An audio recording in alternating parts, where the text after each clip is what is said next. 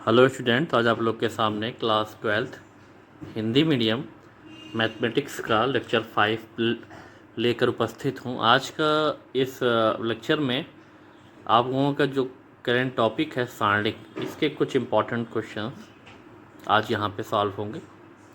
तो आइए इसमें हम देखते हैं। इसमें एक टाइप का थोड़ा सा अलग कॉन्सेप्ट है। इसमें ये कह रहा है कि सिद्ध कीजिए कि x=1 निम्न समीकरण का एक मूल है। मूल का मतलब इसका हल है कि मतलब x का जो मान है 1, वो इस समीकरण को संतुष्ट करेगा। अगर इस समीकरण को ये संतुष्ट कर रहा है तो इसका मतलब ये इसका हल या इसका एक मूल होगा, अदरवाइज नहीं होगा। तो अब इसके लिए जब समीकरण भी दिया हो और मूल भी हो तो उसमें हम क्या करते हैं, जो भी के मूल के दिए गए हैं उसमें उठा के रख देते हैं, उसकी वैल्यू आ जाए और वो समीकरण अगर संतुष्ट होगा या हम ये कहें इस सारणी का जो मान आ जाए वो क्या आ जाए, 0 आ जाए, तो ये x=1 इस सारणी का या इस समीकरण का हल होगा। तो अब इसके लिए हम क्या करें, इसका हल सिंपल से ये है कि x=1 रखने पर, ठीक, जब समीकरण और के मूल के दिए हों तो डायरेक्ट समीकरण में उस जो भी के मूल है उसको रख के देख लेंगे कि वो उसको संतुष्ट कर रहा है कि नहीं कर रहा। अब अगर रखेंगे तो 1 + 1 ये 3, ये 5, यहाँ पर भी ये 2, ये x+2, x की वैल्यू 1 + 2 हो गया, ये 5 हो गया, ये 2, ये 3, ये 1 + 4 हो गया और इक्वल टू ये 0 यहाँ पर है। तो ये यहाँ पर ये इक्वल टू जब 0 है तो अब अगर इस चीज़ को हम देखें तो ये आ गया 2, ये 3, ये 5, ठीक है, ये 2, ये 3, ये 5, ये 2, 3, ये 5 इक्वल टू 0।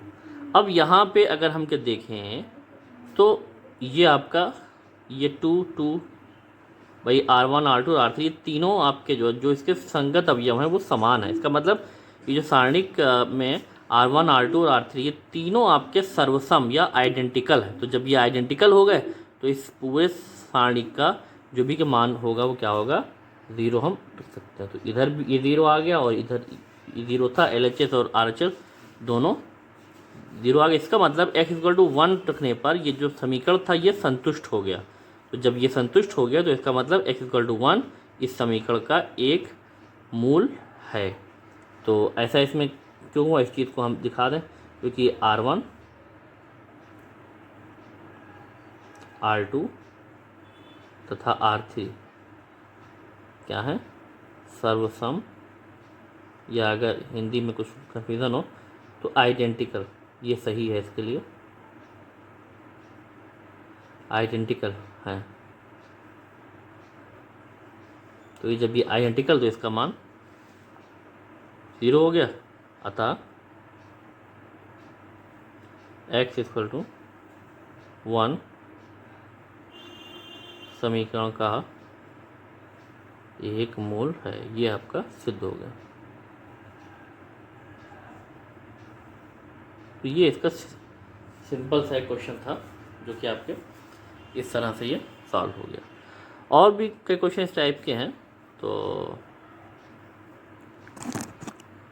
अब इसमें जो है सेम ऐसे ही है ये क्वेश्चन। इसमें भी ये कह रहा है कि सिद्ध करो कि x=-1 समीकरण का एक मूल है और ये इसका एक समीकरण कह दिया है कि इसमें भी सेम ऐसे हम समीकरण में x=-1 रखने पर, तो इसको इसमें हम पुट कर देते हैं। तो अब जब अगर रखेंगे तो 2 - x है, तो ये 2 - x है जब, तो ये 2 माइनस हो जाएगा, +1 हो जाएगा, 3, ये भी 3 ऐसे ही, ये 3, ये 4 +1 हो गया, 5, ये 3, ये 5, 4 + 1 ये इक्वल टू 0। अब यहाँ पर क्या होगा, ये जो आपका आ गया 3, ये भी 3, ये भी 3, ये 3, ये 5, ये 5, ये 3, ये 5, ये भी 5 इक्वल टू 0। अब इसमें भी हम अगर देखें तो ये जो है R2 और R3 देखो संगत इसके अवयव समान है। तो अब चूँकि R2 तथा R3 आइडेंटिकल है या सर्वसम है,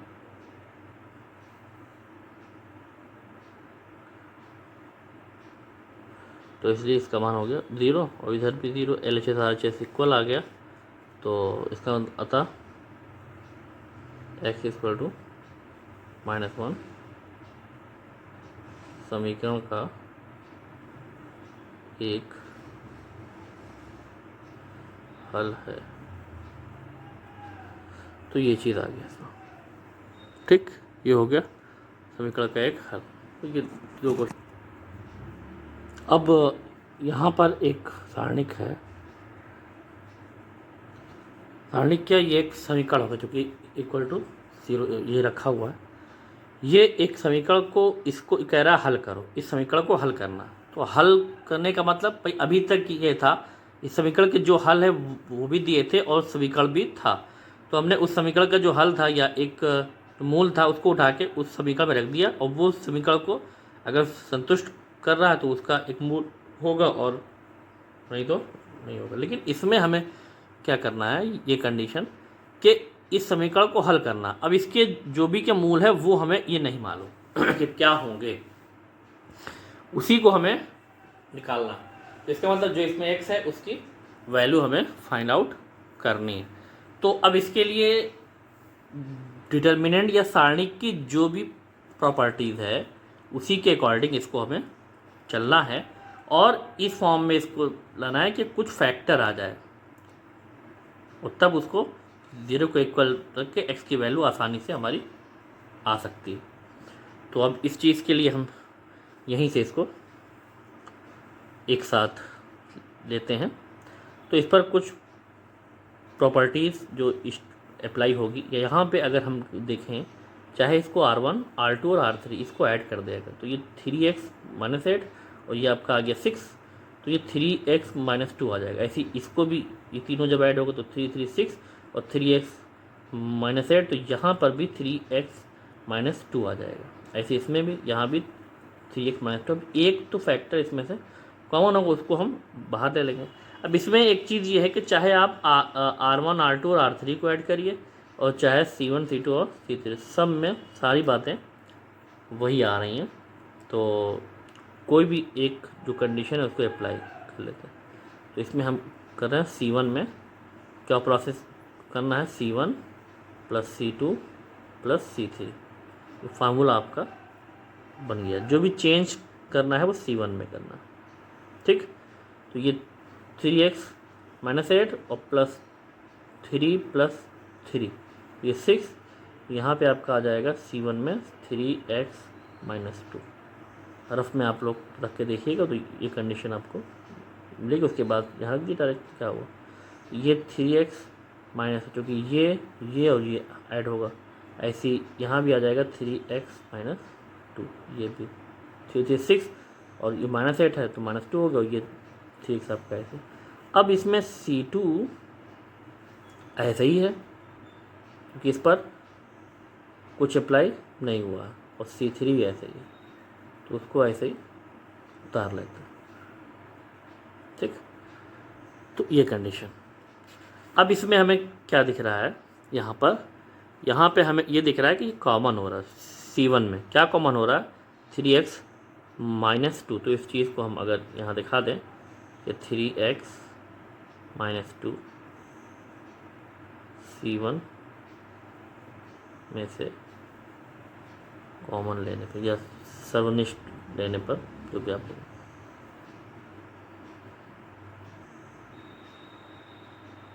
तो कॉमन जब होगा ये बाहर आ जाएगा 3x - 2।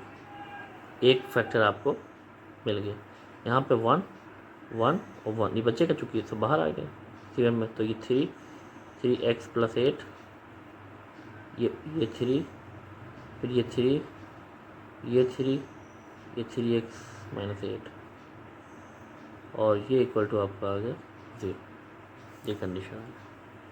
अब जब ये यहाँ तक आ गई तो अब हमें क्या करना है, यहाँ पर अब एक तो फैक्टर आ गया, अब इसको 0 हम बना लें, उसके बाद उसी के अलावा उसका एक्सपेंशन कर लें। तो इसमें से ये सब्ट्रैक्ट कर दें और इसमें से ये कर दें तो वही दिखेगा हमें। तो इसमें हम क्या करें, दो कंडीशन अप्लाई करें। तो R1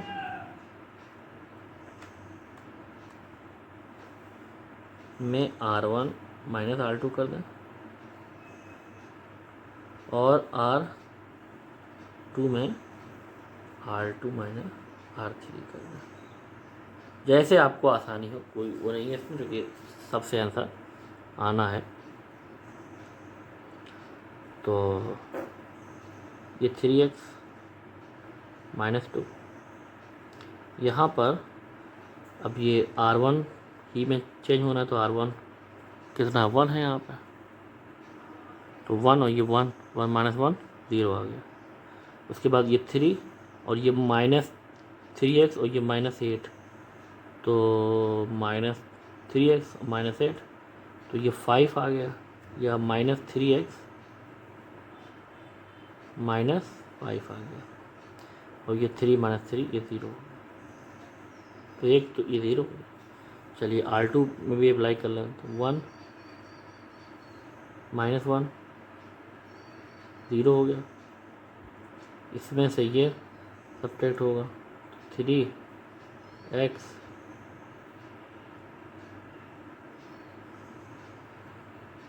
और प्लस 5 हो जाएगा। और ये आपका 3 से माइनस जब हो रहा है, तो 3 से जब माइनस होगा कितना आएगा 3, तो माइनस 3x और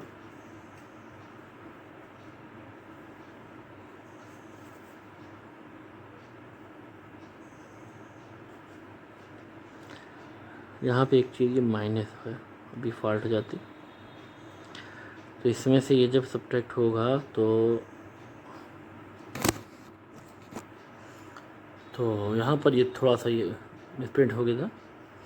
तो इसमें से जब ये होगा तो 3 और ये माइनस है, तो माइनस 3x प्लस हो जाएगा, तो ये माइनस 3x प्लस 11 आएगा, ये 0 हो जाएगा। ऐसे इसमें भी 1 माइनस 1 0, 3x माइनस 8 माइनस 3, तो 3x माइनस 11 होगा। ये 3 माइनस 3x प्लस 8 हो गया, तो माइनस 3x प्लस 11। उसके बाद ये 1, ये 3 और ये 3x माइनस 8 ऐसे ही ये मिल गया।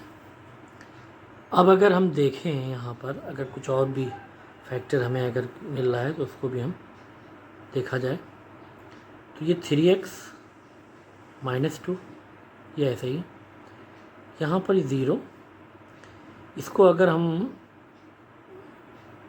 माइनस कॉमन ले लें तो 3x माइनस 11 ये मिलेगा, ये 0, ठीक, ये 0, यहाँ पर ये 3x माइनस 11, यहाँ पर भी माइनस कॉमन ले लिया तो 3x माइनस 11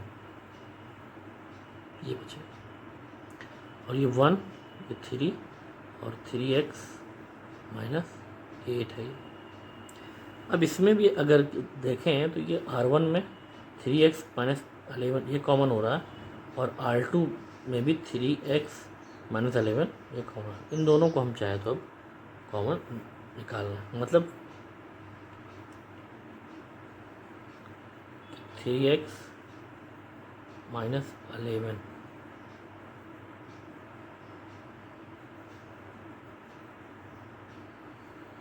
क्रमशः R1 तथा R2 से कॉमन लेने पर,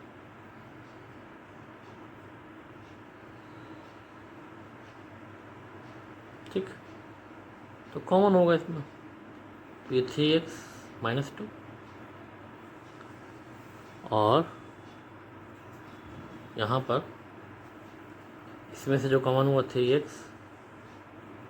माइनस 11 और इसमें से भी 3x माइनस 11, तो ये इसका स्क्वायर हो गया। बचा अब ये 0 माइनस 1 0, ठीक, ये 0 1 माइनस 1, ये 1, ये 3, ये 3x माइनस 8, और ये सारे के सारे इक्वल टू, चूँकि ये इक्वेशन है तो इक्वल टू 0 ही आ रहे हैं। अब यहाँ पे भाई ये फैक्टर तो आपको मिले, लेकिन अभी और आगे अभी थोड़ा सा एक्सपेंशन करना पड़ेगा। 3x माइनस 2, ये 3x माइनस 11 होल स्क्वायर। अब इसका एक्सपेंशन कर तो एक्सपेंशन हम करें C1 के सापेक्ष, चूँकि ये 2 इसमें 0, तो ये 0 हो गया। फिर ये यहाँ पर ये ब्लॉक हुआ, ये जिस रो, जिस पंक्ति और जिस स्तंभ में ये है तो उसके सापेक्ष का, तो ये और ये, तो इसमें आएगा 3x माइनस 8, माइनस तो रहता ही, माइनस 3 आ रहा था, प्लस 3 आ जाएगा, फिर ये माइनस 0, तो इससे होगा ये ब्लॉक हो गया, ये ब्लॉक हो गया, तो ये 3x, ये माइनस 3x प्लस 8 हो गया, और 3 और ये 0, तो माइनस 0 हो गया, बच रहा है 1 प्लस 1, इसका जब होना ये ब्लॉक हो गया, ब्लॉक हो गया, माइनस प्लस 1 हो गया, 1 0 माइनस 0 हो गया, तो आ गया एक्सपेंशन, लेकिन सब 0 हो गया, इक्वल टू 0 है। ये 3x माइनस 2, ये 3x माइनस 11 होल स्क्वायर। यहाँ पे अगर हम देखें तो ये मल्टीप्लाई होगा तो सब 0, इसमें भी ये सब 0 हो जाएंगे, माइनस 0, यहाँ पे सॉल्व होगा तो सिर्फ आएगा 1, और ये इक्वल टू 0। अब जो फैक्टर हमारे पास आ गया वो फैक्टर 3x माइनस 2, एक ये आया, और दूसरा है 3x minus 11 whole square equal to 0। बस अब इसको हल कर लें, तो चूँकि 3x माइनस 2 इक्वल टू 0, तो आपको क्या मिलेगा, 3x इक्वल टू माइनस 2, तो x इक्वल टू प्लस 2, तो x इक्वल टू आपका आ जाएगा 2/3। तो ये एक x की वैल्यू भी आ गई और इसका एक हल भी आ गया, ठीक है। फिर दूसरा हल अगर करना, इसके लिए हम क्या करें, क्योंकि 3x minus 11 whole square equal to 0, अब इसको आ जाएगा 0 है तो यही मिल जाएगा, इसलिए 3x माइनस 11 इक्वल टू 0, इसलिए 3x इक्वल टू 11 और x इक्वल टू 11/3। तो ये दो यहाँ पे ये मिल गए, ठीक है। ये दो जब इसमें मिल गए, एक है x इक्वल टू 2/3, एक है x इक्वल टू 11/3। अब अगर इसको चेक करना है कि ये जो हल हमारा सही आया है कि नहीं है, तो x इक्वल टू 2/3 जैसे कि इसके पहले वाले में था, इसमें उठा के रख देंगे x की वैल्यू 2/3, और ये अगर संतुष्ट कर रहा है, ये भी 0 आ जाए, यहाँ भी 0, तो ये सही है आपका आंसर। ऐसी इसमें x इक्वल टू, अब इस पर हमें ये देखना है, हल करना ही है, इसमें वही x की वैल्यू, तो अब इसको हम चेक करें, तो ये x माइनस 2, इसको इसमें से अगर सब्ट्रैक्ट हो जाए, यहाँ पे आपको सिर्फ x मिल जाएगा, ये सब्ट्रैक्ट होगा तो यहाँ 0 भी आ जाएगा, इससे ये सब्ट्रैक्ट होगा तो माइनस x आ जाएगा, मतलब x सिंगल आ जाएगा। तो ये हम यहाँ पे क्या करें, इसमें एक भी कंडीशन अप्लाई हो जाएगी, कौन सी, कि C1 में हम अप्लाई करेंगे, क्या करेंगे, C1 माइनस C2, ठीक। तो C1 में C1 माइनस C2, इसमें से ये सब्ट्रैक्ट होगा तो ये प्लस हो जाएगा, तो ये आ जाएगा x आ जाएगा, ये 3 और ये माइनस 3, ये 0 हो गया, ये 2 और ये माइनस x हो जाएगा, और ये माइनस 2, तो माइनस प्लस 2 कट गया, माइनस x मिल जाएगा, ठीक है। फिर यहाँ पर क्या मिलेगा, ये तो आपका माइनस 2 1 0 ऐसा ही है, ये माइनस 2, ये 3 ये x प्लस 2 ये इक्वल टू 0 आ गया। अब यहाँ पर इसमें क्या है, अगर आप देखो तो इसमें से x कॉमन हो रहा है, देखिए, तो इसमें से हम x कॉमन ले लेंगे और ये है क्या C1 में से x कॉमन लेने पर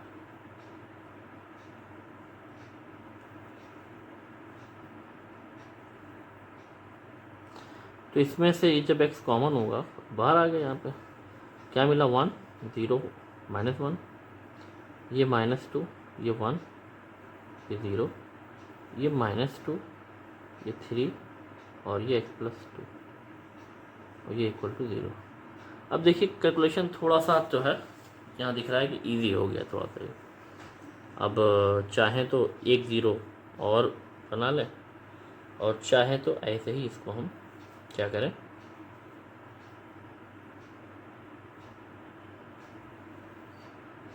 तो अब इसके लिए 1 0 हम और बनाएंगे, उसके बाद तब इससे एक्सपेंशन करेंगे ताकि थोड़ा सा कैलकुलेशन में दिक्कत ना आए।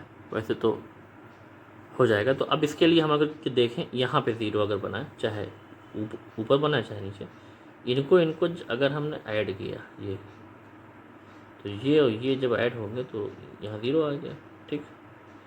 ये 0 और ये -2 जब ऐड हुआ तो -2 आ गया, ये और ये, तो वही कंडीशन हो जाएगी। लेकिन चलिए इस चीज़ को अप्लाई हम कर देते हैं। तो इसमें हम क्या करेंगे, ये R3 में क्या करना, R3 प्लस R1 कर लेना। एक x तो ये बाहर है, ये 1 -2 ऐसे ही रहेगा, 0 1 3 ऐसे ही रहेगा। तो 1 और ये जब ये ऐड हो रहा है तो कितना आ गया, 0 आ गया, ठीक। 0 ये -2 हो गया, ये और ये जब ऐड होगा तो कितना आ जाएगा, सिर्फ x मिल जाएगा, तो इक्वल टू 0। अब ये यहाँ पर आपको दिखाई दे रहा है, इसी के साम पे इसका एक्सपेंशन कर देंगे, ठीक। तो ये एक x हो गया, एक तो फैक्टर है ये, और इसमें ये 1, जब ये एक्सपेंशन होगा ये ब्लॉक होगा, ये ब्लॉक हो गया। जिस रो जिस कॉलम में x इंटू 1x हो गया, और 3 दूनी 6 -6 और ये माइनस इसका, तो ये +6 हो गया, ठीक। फिर -0 ये हो गया, ये ब्लॉक तो ये x हो, ये -2x हो गया, ठीक। और इधर जब होगा तो +4 और -4 हो जाएगा, फिर +0, तो ये ब्लॉक हो गया, ये ब्लॉक हो गया। तो इसमें 3 दूनी 6 -6 और +2 आ जाएगा, इक्वल टू 0। ये C1 के सामने इसका विस्तार हो गया। अब जब ये विस्तार हो गया, एक ये x है, यहाँ पर ये क्या मिलेगा, x प्लस 6 मिल जाएगा, ठीक। ये मल्टीप्लाई होगा, ये 0 हो गया, इसका इसमें गुणा होगा, ये भी 0 हो गया, तो इक्वल टू आपका आ गया 0। जो फैक्टर अब आपको जो मिलेगा तो x इंटू एक्स प्लस 6 मिल गया और ये इक्वल टू 0। अब एक तो जो फैक्टर आ गया वो x इक्वल टू 0 डायरेक्ट ये मिल गया। दूसरा x प्लस 6 इक्वल टू 0, तो x इक्वल टू -6 आ गया, ये दूसरा मान इसका। अब ये है कि इसको अगर हमें चेक करना है तो रफ में या कहीं भी इस चीज़ को रख के देख लें कि कितनी इसकी जो वैल्यू है वो आ रही है, ये इस समीकरण को ये संतुष्ट कर रहे हैं कि नहीं कर रहा है। तो अगर x इक्वल टू जब 0 हम रखेंगे तो ये -2 हो जाएगा, ये -2 ये हो गया, फिर ये 3 ये 1 3 ये 2 ये 0 और ये आपका है ये 2 मिल जाएगा। तो -2 3 2 ये भी -2 3 और 2 आइडेंटिकल हो गए और ये इसका मतलब ये सही होगा। -6 रखें अगर इसकी तो -6 रखेंगे तो ये यहाँ पे आएगा -8, ठीक, और यहाँ पे आएगा -4 आ जाएगा।